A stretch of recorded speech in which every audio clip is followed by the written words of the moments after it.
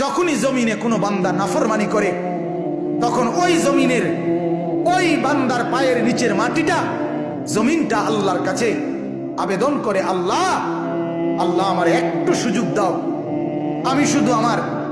আমি একটা শুধু গড় দেমু, আমার নিচের মাটিটা উপরে উঠামু, উপরের মাটি নিচে নামামু, শুধু ওই লোকটা যেরকম বিছনায় এপাশ ওপাশ করে, আমি আমার জমিনটাকে একটু এপাশ ওপাশ করবো, আমার নিচের মাটি তুলবো, উপরের মাটি নিচে নামাবো, আল্লাহ এরে নিয়া আমি শুধু একটা উল্টানি দিতে চাই, তুমি আমার অনুমতি দাও। রব্বুল আলামিন তখন বলে ওই জমিনকে, না তুই এমন করিস না, ও যে আমার বান্দা, ওরে না আমি বানাইছি, ওরে আমি বানাইছি।